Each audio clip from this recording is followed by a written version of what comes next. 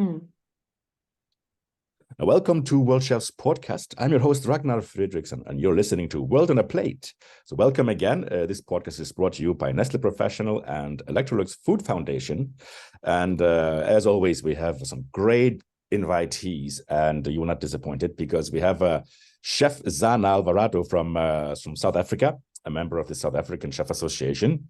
And Chef Zana has a great story to tell you. She's a private chef. She's an entrepreneur with a very rich career as a chef, a food blogger, a consultant in catering, in street food and markets, and published poet, I believe. And and so also she's the South African Chef brand ambassador for the World Wildlife Fund for Sustainable Seafood Initiative, right up our lane.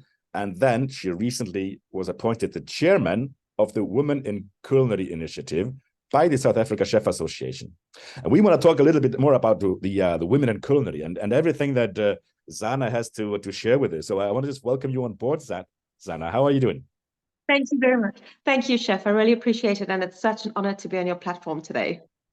Now, it's great to have you, and big respect for all the, all your career and the initiatives and your engagement. And so maybe, thank you.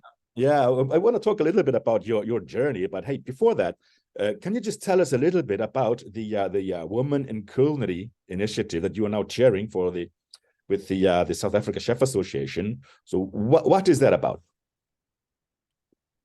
So Women in Culinary is a platform created for women entirely, and it's a representative platform that is a subsidiary of the SA Chefs Association. It creates a platform for women to have a voice and representation within the industry. So historically, we all know that culinary is a very male-dominated industry, and there are various challenges that women face within the industry. And Women in Culinary gives them that voice where they can network, find a support system, find like-minded individuals to support each other grow within the industry and create a base where they feel like they really belong a part of something. So it's very vital in this day and age in a male-dominated industry to give women a space, because our needs are completely different from a man in the kitchen, for example. The way in which we operate, the characteristics or the skills that we bring to a kitchen brigade is very different from men. So our needs are different. And this platform really allows women to find a space of safety where we can talk to people, find the right support we need for whatever it is that we may be experiencing, whether negative or positive, within the environment or the industry that we work in. Yeah, and we'll touch base on that, the sort of the situation for young women coming into the industry. And so I think maybe just to start with, for you to tell us, be great inspiration for those listening to us, and also maybe some learning and awareness for those who are men listening to you now, who are managers. Mm-hmm. So just tell us a little bit about your own journey. How did you first get into cooking? Where did the spark start? So this is actually a very funny story, because I never really intended to get into culinary at all. Culinary is actually my second career. I had a very successful career in marketing and brand management in the entertainment industry. And many years ago, I was on the PR team for Taste of London when they first began the Taste franchise. And there I got to see chefs behind the scenes really work at Taste of London, just putting all these wonderful together. What struck me about it was the creativity and the passion and integrity with which they worked. And myself, being a very creative person, I'd always dappled in cooking on a hobby basis, or I love to do it at home kind of basis. It was never something I thought about that I would someday make a career. But at that event, it sparked something in me, and I thought this could really be a creative outlet for me as an individual. And it was still years later when South Africa hosted the FIFA Fan Fest in 2010. I had an opportunity where I'd created something which was actually something delicious to eat. And I did not even think for that second that I could possibly turn this into a business. I'd photographed it, typed out the recipe, and I sent it to FIFA and said, consider serving this at your fan fest. Mm-hmm. I was literally handing away the recipe. And about 10 days before the World Cup started, I received an email saying, we don't have capacity. No one here wants to do your recipe. We'll give you the space and you come and run your own food operation for the duration of the World Cup. And it was a case of, can I, should I, would I, why would I? I've never cooked professionally for anyone in my life. So, I could really fail quite badly. But I'm not the type of person that wants to fail or always give it my all. It's all or nothing. So I grabbed the bull by the horns and I went into FIFA and I catered for 30 days straight at the World Cup these particular items that I had given them the recipe for. And we did 16 hours a day in the frighteningly terrible cold. It was one of our harshest winters in South Africa. And at the end of it, I thought, I never want to cook a thing in my life. I hate this. 2 weeks later, that adrenaline, I missed it so much. I thought, okay, when's the next one? And that was it. I got into cooking. Wow. So really, you just you caught the bug. They call it in the cold climate. You caught the bug and caught the bug and never stopped since then. Huh? All right. I caught it so badly. I changed careers. Wow. So a big career changer. And so Absolutely. Because it was after that I thought I need to formalize my education, right, go to culinary school, just formalize it, upskill myself, get the right qualification, and take the big jump and change careers entirely. That's what I've done. Never looked back since. I feel that I've made the right decision, and I'm happy. I'm happy. I can be creative in a way that I could not be before. And for me, it's a lot more than just cooking. It's about giving people a whole experience to savor and take home and come back again and do it all over again. Yeah. So I guess, because we're talking about the women in the industry, that when you come in, you're already you're weathered, you're already been exposed, you have a career, so you're not a shy little person coming into the industry. But I mean, when you first started your first steps in the industry, did you feel there was a different atmosphere from your other workplaces towards women? Was it hard? Did you meet any resistance, or what was your any perceptions you might have had then? It was actually quite frightening, I will be honest, because, being a female in the industry, you walk into the kitchen where 90% of the people are actually men, and you don't quite know what it is you allowed to do, can do, should do, and you wait very much for guidance, which often you don't get. You are left to fend for yourself. And, the kitchen brigade seems to think that because you've come out of culinary school, you've learned everything and you need to just find your feet very quickly, which is often not the case. What we learn at culinary schools and getting into the real world is very different in practice. I think, those of us who have been in the industry for a while realized very quickly that culinary is the industry that is in practical, it's in practice, it's not in theory. And that's where we learn. I mean, some of us, even me, we're learning on a daily basis. The industry is constantly changing. And for a young woman coming in, we've got to find our feet very quickly, be quite sure of ourselves. And when you are that green in the industry, it's very difficult to find that security within yourself. Am I good at what I'm doing? How am I doing it? Where am I going to get that mentorship when there's nobody there willing to show me? So there's quite a lot of challenges young women in the industry actually face, very often left to fend for themselves. And this is one of the key components of why, platforms such as Women in Culinary is so important, to give people that support structure, so they don't feel entirely alone. Between when I started to now, I think, being a strong personality, I was able to make my way and find my way very quickly. Whereas a lot of the more passive ladies tend to go through a lot more in terms of how they deal with it, not just physically, but as a whole human being. We don't just function physically. We function mentally, we function emotionally, we function spiritually and physically. And there's all of that coming into play.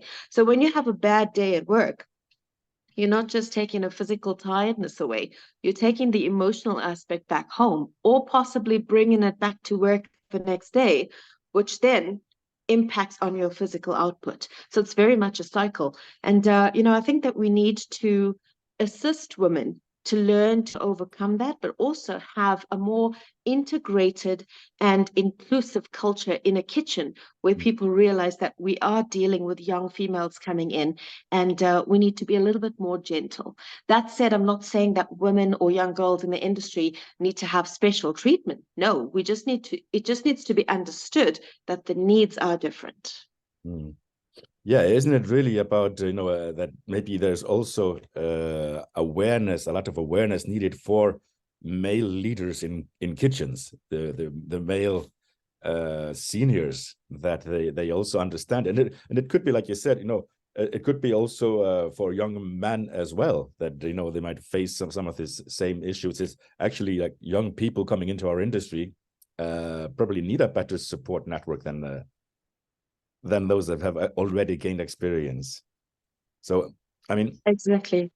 Yeah, and I think interesting what you say is so I guess you've seen around you probably a waste of talent that could have been great assets for a company, for a brigade, and just because we didn't take care of their mental health and didn't have the support, it just went to waste. Or they've sadly left the industry altogether. That's right. And I've seen that very often. Yes. Yeah, and this is such a contrast to what we're always all managers and hospitality managers and kitchen managers and chefs de cuisine and saying we need staff and we need skilled workforce and we need more people, and then I think maybe they need to take a big look at themselves as how are we developing and investing and treating our people to be more inclusive. Yes, 100%. I mean, one of the questions that I get very often from young culinary students or graduates looking for work is, all the job ads you look at say you need to have 2 to 3 years of experience or 5 years of experience and so forth. And the culinary school graduates always ask me, well, how are we supposed to get that experience if nobody wants to give us that experience? So it's very much a chicken and egg scenario.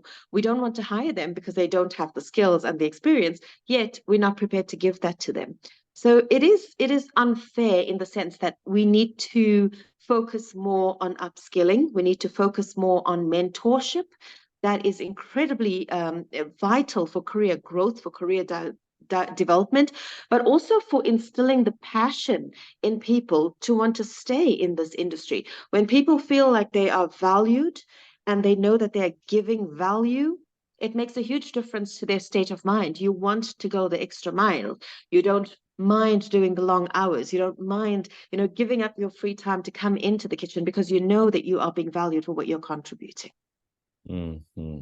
And so, I mean, absolutely. And I think people listening to us, and it's great that in South Africa, you've always been pioneers in South Africa for a long time. With since I know the association, since Billy Gallagher was, and you've always sort of been a torch, a light.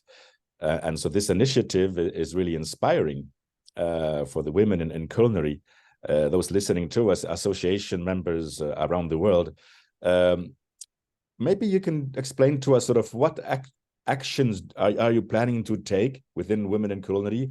How can you what processes can you put in place, and how can you help and how can you assist if you want to try and inspire others to do the same in other countries? So let's take you back a little bit to a couple of years ago where Women in Culinary actually started. This was recognized. I was not on the committee at the time. I was not even a member of the SA Chefs Association. So I didn't even know that Women in Culinary was even existing.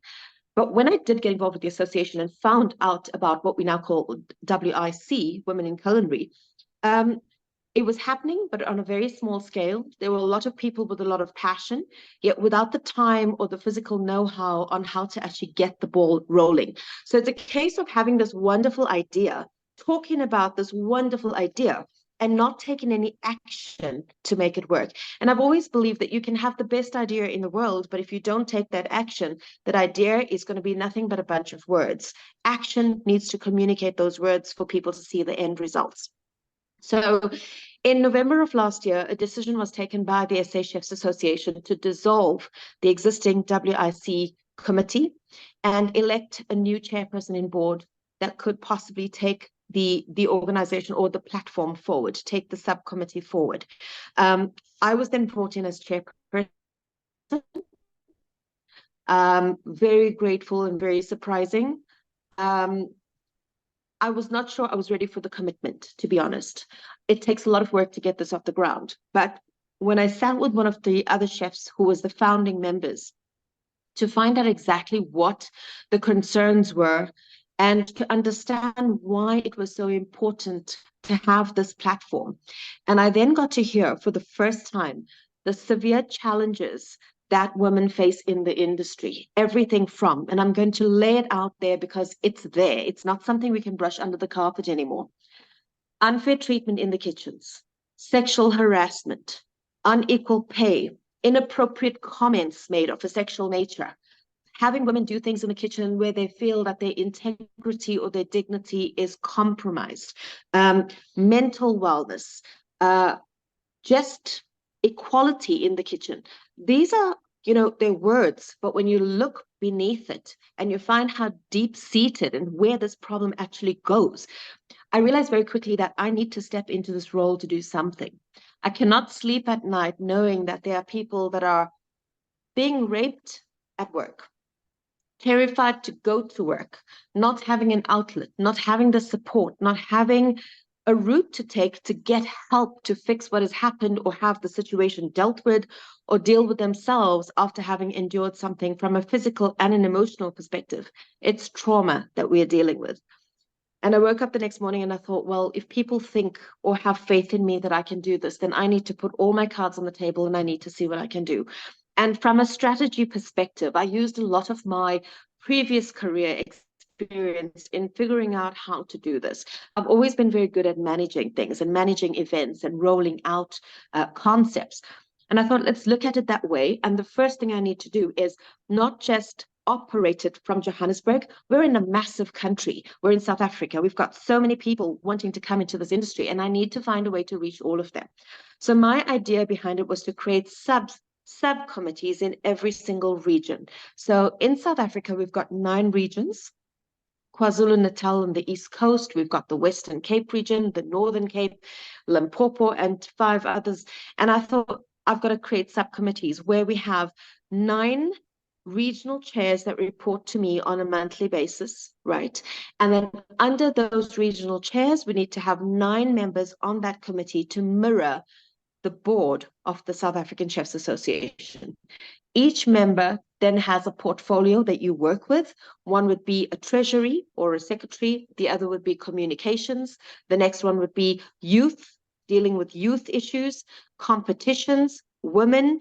So it's 9 areas that people have to deal with, and rolling it out countrywide. I'm delighted. I'm so happy. Between November 2022 to today, we've now rolled out successfully in 7 regions, and hopefully by December I'll have the other 2 covered, meaning women in culinary will have a footprint throughout this entire country, which for me is remarkable. Finding the commitment of those people, because I have to say this is an unpaid position. This is purely voluntary. None of us get paid. I don't get paid to do this. None of my committee members get paid to do this. None of my regional chairs get paid to do this. We are purely doing this for the love of the industry, the passion to see this industry grow, and to make sure that this industry 10 years from now is left in a better position than when we came in. And so you have put all that impressive structure in place, and so how can you have you had examples of where you've been able to assist? Is it about helping young women denounce, have an alert system, they can blow the whistle? Have you had cases of that where? Yes, so we do have that support structure. Definitely. So, for example, if a woman is in crisis and has an issue that she cannot deal with, I have an open door policy where you may reach me via any of my channels, be it TikTok, WhatsApp, Facebook, or even on email, where you can get in touch with me to chat about what your issue is and see how best our committee can help. A point of contact would be to contact your regional committee first. If the regional committee is unable to assist, they escalate it to me, and we then find the appropriate route for assisting the young person, or even an older chef that is in the industry, because some of these problems don't just affect younger people coming into the industry. It is the older chefs that have been there for a number of years who are still battling, these issues on a regular basis. Mm-hmm. And I mean, you use some tough words there, and I mean, this is it goes high in the legal system. We say rape and harassment should be, Yes. it's so maybe difficult sometimes to address, and perhaps, well, like, the prevention happens on a management level, and especially with the man in the industry. I mean, what can if you witness as your colleague, male colleague, how can you address that that you see like a male colleague is being abusive? I think the first thing would be is to stand up for the person you're next to. You need to actually make the rights, make the wrongs right. You need to stand up for that person and let them know that you are supporting them in whatever's happening. And there are definitely processes or channels to follow. The first thing would be to go to the executive chef and possibly HR in the organization where you work, and also to let your colleague know that they are not alone. You need to be brave enough to say that you are willing to stand as a witness for them. These are the things that we need to do. I think that historically, bad things happen because good people stand by and do nothing. And that's where we're at in any industry. We need to speak up, because if it's not just your colleague today, it could be your daughter or your wife next month. In any industry, not just culinary. It's there. The problem is there. How we fix it at grassroots level is what makes the difference. We need to have more education around this, more awareness around this. People need to know that they can talk about it. It's not taboo. We need to stamp it out in our industries across the board. Head chefs need to be made aware of this. Female chefs need to be made aware that there is an outlet. You have a right to talk about it. It's your basic human right to protect yourself. It's your basic human right to not be violated. And there also needs to be integrity taught in a kitchen culture. For example, we may walk into a kitchen and feel that we're working with a strong team. Great, but how much of that team is working on the premise or the principle of integrity and dignity, not just for yourself, but for your co-workers? It's all good and well to say, I have a healthy kitchen and a happy kitchen brigade, but are they really? Are they really feeling a part of something? Are they really feeling that I am treated with fairness? I am treated with dignity. I am not afraid to come to work because I know people here have got my back. Things like snide, inappropriate comments about a female's body or what she may do or how she's looking. It's all good and well to say to somebody, you look lovely today. But to take that comment further can be very bordering on harassment, which is not welcome in any professional environment. So those are things that we need to come in from grassroots level. There needs to be education, there needs to be awareness, there needs to be an understanding that a hostile work environment for any man or woman, whether it's, even I get comments from LGBT community who are facing severe harassment in their work environment. They should not have to work like that under no circumstances ever. It should never be allowed to happen. It should not be acceptable, and people cannot turn their blind eyes anymore. That's right. And but because we're talking also, prevention, and I'm just wondering, culinary schools teach techniques. Are they teaching mindfulness? Are they teaching inclusion? Are they teaching young people that certain behaviors are just not okay? And should they be? Should there be more of that discussion, open discussion in culinary schools? Have you had any experience with that, dealing with culinary schools and trying to sort of start the awareness there? I haven't yet, but now that you've raised it, I certainly will. It's not something I had thought of, so thank you very much. But it is certainly something I'm taking on board from this minute, and it is something that I will activate immediately. Thank you. I think that that's where it needs to come in. It definitely needs to come in there. You know, if we are teaching them how to skill and cook well, we should teach them about how to work with integrity and with respect to their fellow employees. So now we have a common mission. Now let's work on this together. I think with World Chefs is also something that is very close to our hearts. That we take care of our people in industry. So yeah. So hey, great, Zana. So I'll be really happy to spread through our members across the world all the work that you're doing and all the initiatives. And I know you have such a drive. So so I think you lead the way, and we can only follow. So so thank you for that, Zana. Having said all that, it's still, we love our industry. Would you advise your own children? Do you have daughters, Zana? Do you have a daughter? Would you advise her to I have two children. I have an 8-year-old boy and a 4-year-old girl. They are already in culinary. My boy, I started teaching him how to cook when he was 3 years, 8 months old. And we started at that young age just doing sugar cookies.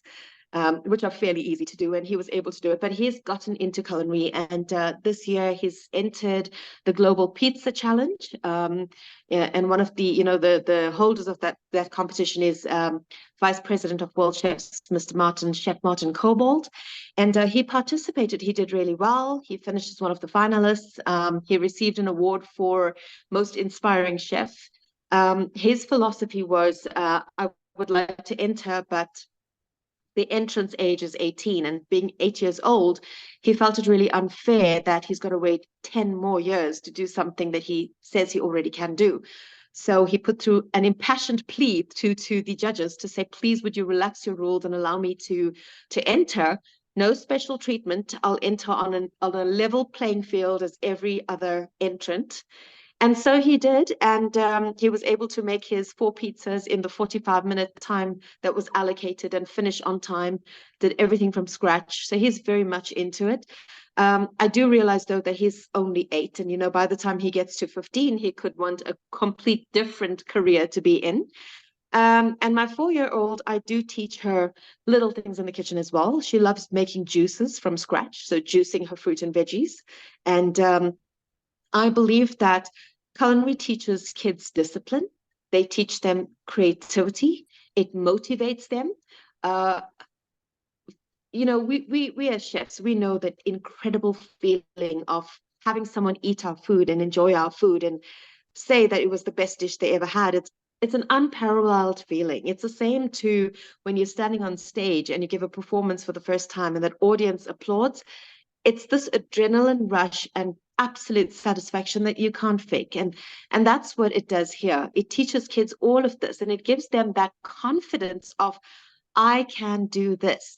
So we're now at a stage where if I am busy and if I'm getting home late, I generally know that he would take the spoon in his own hands, so to speak, and he would get some sort of dinner done for him and his sister if I'm a little bit late. So it does definitely encourage that confidence, and that it builds you to understand that you can motivate yourself to do something. And I think with children these days and age, you get kids that are sitting in front of your Xbox and your television and on your iPhones and iPads, and I'm pretty old school. I'm not that old, but I'm old school in the sense that I prefer kids to be doing artwork and puzzles and cooking and baking rather than being in front of a screen for many hours of a day. So that's my whole philosophy about it. And of course, it bringing them into the kitchen with me gives me quality time with them. We all get to do something we like, and we all get to make food that we enjoy, but we do it together. And that quality time as a family or as a mom with her kids is so vital. Yeah, and you meant, because you touched base on other things and not just whether yes, congratulations to your son. And I guess what you're saying is, yes, there is future in our industry, and there is hope alive. But you also touched base on something else, that's balancing parent and work lifestyles, and to yes, the children in that. I mean, what do you have young women asking you like, who want to go into industry or are just starting? Do you have any advice that you typically would give to young women who are maybe just starting or getting started or want to get started? of. Definitely. And I think the advice is fairly universal in the sense that it's not only for young women, but for young men as well. I recently did, there was a very well-known celebrity chef from Food Network USA that was in South Africa in September, so last month. And I met her in Cape Town for 5 days. We spent some time together. And one of the initiatives that we worked with was we went out to the Table Bay Hotel, who is a very well-known hotel. And we did a brief seminar, industry related seminar for the young female chefs that are working at that hotel. And one of the young ladies put up her hand and asked the question, and it was more a statement than a question. She said, when I got into the industry, I realized very quickly it's nothing like what you see on TV, and I feel like I've been lied to. Correct. That's it. The real industry of culinary is not what you see on TV. TV is made for entertainment. It's made for sensationalism. And if you think that you're coming in to be the next, Gordon Ramsay or Nigella, you have to work very hard to get there. And you have to have a deep passion for culinary, for food, for the enjoyment of food, for putting together good food for other people's enjoyment. You have to really have that deep in your heart, because if you don't have that passion, you're not going to succeed in this industry. This is a hard industry. It will gobble you up and spit you out, and you need to have a thick skin to make it in this industry. You can't be soft. You have to find your feet, and you need to know who you are, find your niche, and give it every bit in you to really make a success of it. And and that's you need to self-motivate on a daily basis, because you will have people that are going to maybe cuss at you in the kitchen or tell you can't do something. And never ever close yourself to learning, because this is an industry where you learn on a daily basis. Our food industry is changing at a rapid speed throughout the world. It doesn't matter what country you're in. You have to be open to adapt. You have to be open to change. You need to understand your craft well enough to be able to make that change work for you and your establishment. And by talking about change, a very important thing that I want to highlight about, don't just look at food that you're making because you've made it for years. Look at sustainability, look at food security, look at how we as chefs have a role to play in the greater future of this planet and everybody on it. We influence people by what we put on our plates and on our diners' plates. We can take something that's an ingredient that has never been used on a wide scale for years and make it the hot trend worldwide. Look at things like indigenous cuisine, how things like maca or quinoa or chia or acai from Brazil, huge medicinal properties that are now becoming commonplace because of their medicinal properties, but how we are using this to sustain our environment, sustain our people, the food that we eat, what good does it do for people's well-being, for people's health. Draw on experiences like the COVID pandemic, and the world came to a standstill. How we learned to eat, how our eating habits changed. Right now in South Africa, we've got avian flu. We have the avian flu crisis, which is affecting drastically the poultry industry. So we're currently having an egg production shortage. How does this affect bakeries? What is your standby recipe? What is your plan B? Are you now going to change your menu, your breakfast menu, to not include eggs? So those are the things you need to be open to adapt to. Look at climate change, how it's affecting our food production. Look at aquaponics, hydroponics, look at aquaculture, look at seafood and the food that we're eating, the carbon footprint. Unfortunately, chefs, if you're listening today, I'm here to tell you we cannot close our eyes to this anymore. It is affecting our planet at an alarming rate.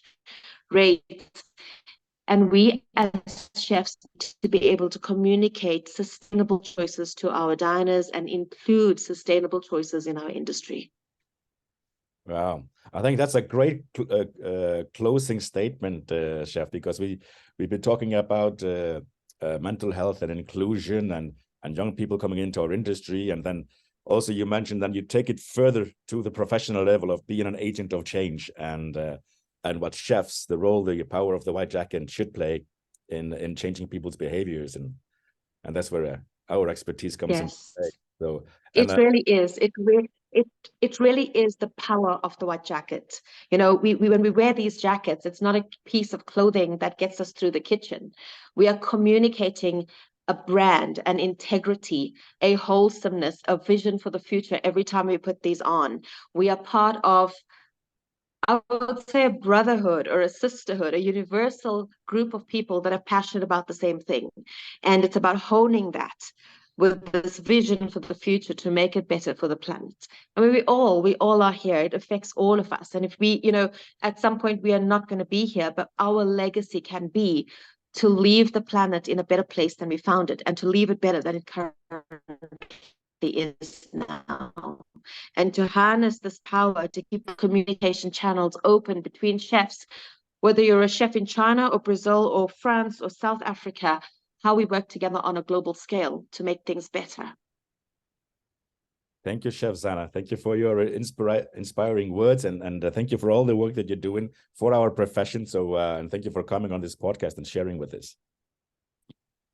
Chef Ragnar, it has been an absolute pleasure. Thank you for having me as your guest today. And I look forward to see you in Singapore for the 2024 World Chefs Congress. Yeah, thank you for pitching that for me. I was just going to mention, because we have a Congress, and we already started with the early bird rates. You can save 300 euros on the full delegate package. It's going to be a really exciting week, and we're going to be touching base on all these subjects that we were talking about today.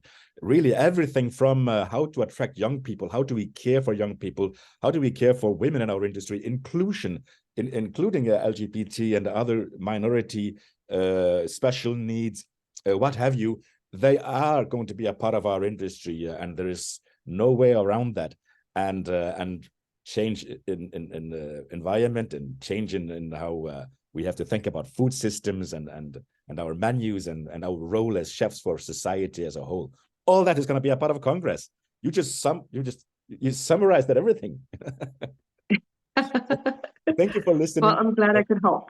Absolutely. And thank you for listening. So you've been listening to World on a Plate, another exciting episode of World Chefs podcast. I'm your host, Ragnar, and don't forget to sign up to World Chefs account. Go check our website with the exciting program for the Congress in Singapore next year in October. And so in the meantime, stay safe, and thank you for listening. And if anybody would like to reach out and touch base with me as well, you're welcome to contact me on Facebook, Instagram, and TikTok. My handle is @chef_Zana. That's ZANA. ZAN for November, A. Thank you, everyone. Bye-bye. We will put everything on our podcast page with all the contact details and everything that you're doing. So if people wonder, go to worldchef.org. You'll find Zana's contact details there. Thank you. Thank you, Zana, again. Thank you, everyone. Stay safe. Bye-bye.